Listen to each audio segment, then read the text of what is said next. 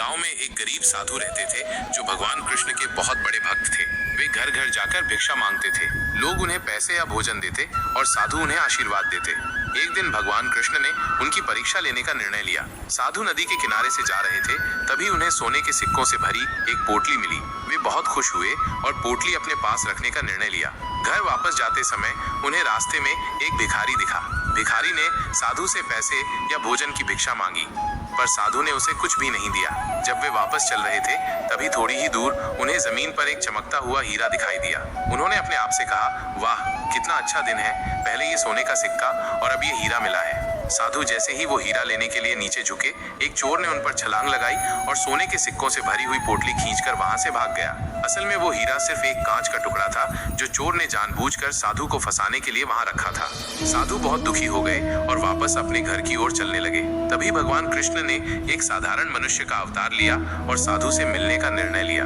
वे साधु से मिले और उन्होंने साधु को एक सिक्का दिया और कहा, कृपा करके मेरे इस सिक्के को स्वीकार कर लीजिए। साधु ने उस सिक्के को स्वीकार कर लिया और भगवान कृष्ण वहां से निकल गए। साधु को विचार आया, ये क्या है और इससे मैं क्या कर लूंगा? मुझे नहीं लगता ये सिक्का मेरे कोई काम आएगा। तब घर जाते समय साधु को रास्ते में एक मछुआरा मिला और मछुआरे के जाल में 2 मछलियां फंसी हुई थीं। साधु को उन पर बहुत दया आई, इसलिए उन्होंने मछुआरे से कहा, मैं तुम्हें ये सिक्का देता हूँ और तुम मुझे ये दोनों मछलियां दे दो। मछुआरा मान गया और साधु ने तुरंत ही उन मछलियों को पानी से भरे मटके में रख दिया। उन्होंने सोचा कि दूसरे दिन वे जाकर इन दोनों मछलियों को नदी में छोड़ आएंगे। दूसरे दिन जब वे नदी में मछलियों को छोड़ने गए, तब उन्होंने जो देखा तो वे एकदम चकित हो गए। नदी में 2 हीरे थे।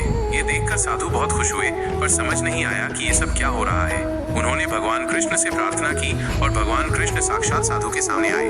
तब साधु ने कृष्ण भगवान से कहा, ये सब क्या हो रहा है? भगवान कृष्ण बोले, मछलियां जब पानी में थीं, तब वे भूल से हीरों को निगल चुकी थीं और अब तुम्हें हीरे मिले क्योंकि तुमने उनकी जान बचाई।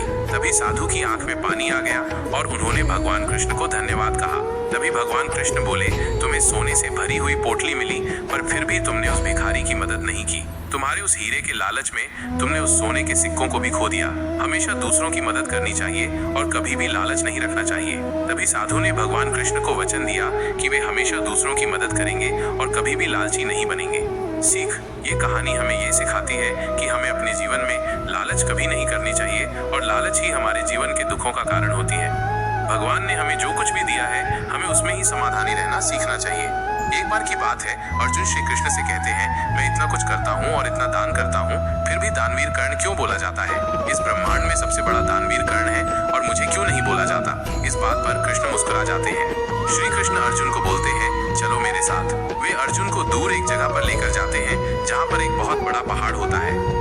श्री कृष्ण जैसे ही उस पहाड़ को छूते हैं, पहाड़ पूरा का पूरा सोने का बन जाता है और वे अर्जुन को बोलते हैं, ये पहाड़ मैं तुम्हें देता हूँ और इस सोने को तुम लोगों के बीच बांट दो।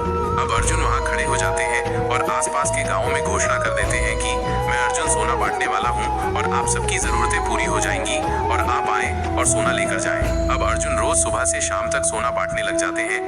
अर्जुन रोज सोना बांट रहे होते हैं और लगातार सोना बांट रहे होते हैं, तो अर्जुन थक जाते हैं और थक जाने के बाद अर्जुन बोलते हैं, मैं इतना सोना दे रहा हूँ। अब जिस व्यक्ति की जितनी जरूरत होती है वो उतना सोना लेकर जाता है। फिर भी एक व्यक्ति बोलता है, मेरे घर में शादी है। तब अर्जुन बोलते हैं, तो ज्यादा सोना लेकर जाओ। कोई व्यक्ति बोलता है, मेरे घर में मेरी माँ बीमार है। तब अर्जुन उन्हें भी ज्यादा सोना दे देते हैं। अब अर्जुन लोगों को सोना देते ही जा रहे हैं, पर लोगों की सोना लेने के लिए लाइन खत्म ही नहीं हो रही है और लोग दूर दूर से सोना लेने के लिए आने लग जाते हैं। अब अर्जुन पूरी तरह थक जाते हैं और श्री कृष्ण को बोलते हैं कि मैं लोगों को सोना देते जा रहा हूँ और लोग तो समाप्त ही नहीं हो रहे हैं। तभी श्री कृष्ण अब कर्ण को बुलाते हैं और कर्ण को बोलते हैं, ये सोने का पहाड़ मैं तुम्हें देता हूँ, इसे लोगों के बीच में बांट दो। और कर्ण कहते हैं, ठीक है, आप जैसा कहें।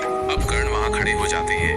कर्ण घोषणा करते हैं, ये जो सोने का पहाड़ है, ये मैं आप सबको दान देता हूँ। अब ये बोलकर कर्ण वहाँ से चले जाते हैं। अब कर्ण के जाने के बाद श्री कृष्ण अर्जुन से बोलते हैं, जब तुम सोना दे रहे थे और तुम कौन होते हो ये ठहराने वाले कि किसे कितना सोना देना है, और तुम जब सोना दे रहे थे तब तुम खुद की तारीफ सुनने के लिए दे रहे थे, जबकि ये सोना तुम्हारा था ही नहीं। जब कर्ण आया और उन्होंने सिर्फ लोगों में घोषणा कर दी, सब सोना ले लो।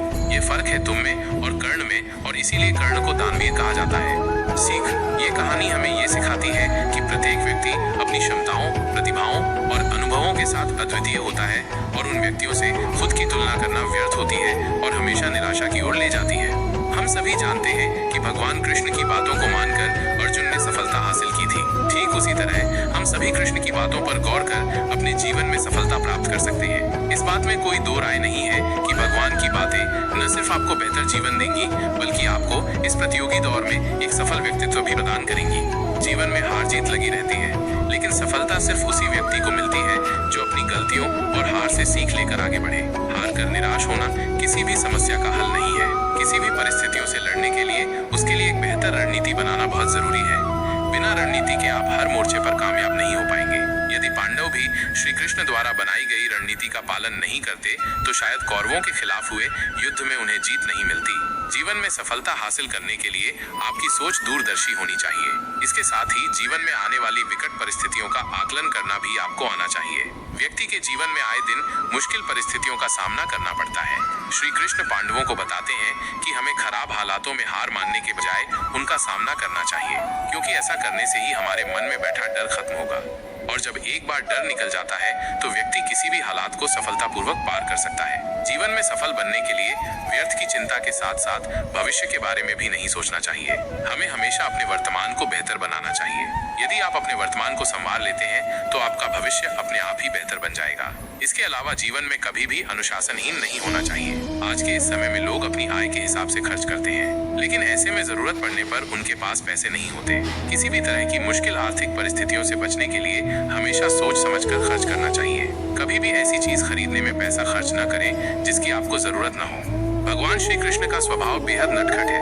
उनकी शरारतों के किस्से गोकुल की गलियों में सुनने को मिलते हैं, लेकिन वे हमेशा विपरीत परिस्थिति में शांत रहा करते थे। भगवान कृष्ण ये जानते थे कि कंस मामा उन्हें मारना चाहते थे, फिर भी वे शांत रहते थे और समय आने पर कंस के हर प्रहार का मुंहतोड़ जवाब दिया। इस बात से हमें सीख मिलती है कि स्थिति कैसी भी हो, यदि आप शांत रहते हैं तो समय भी आपका साथ देता है और उस परेशानी का हल आसानी से निकल आता है। जीवन जितना साधारण होगा उतना उसे जीने में आनंद आता है।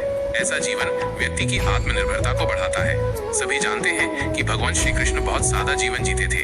गोकुल के राजघराने में परवरिश होने के बावजूद वे सामान्य बालकों के साथ मित्रता रखते थे। ठीक ऐसे ही हमें भी साधारण जीवन जीना चाहिए। व्यक्ति के पास भले कितना ही ऊंचा पद हो, वो पैसों की भरमार हो, उसे कभी घमंड नहीं करना चाहिए। श्री कृष्ण कहते हैं कि परिस्थिति कैसी भी हो, हमें घबराना नहीं चाहिए।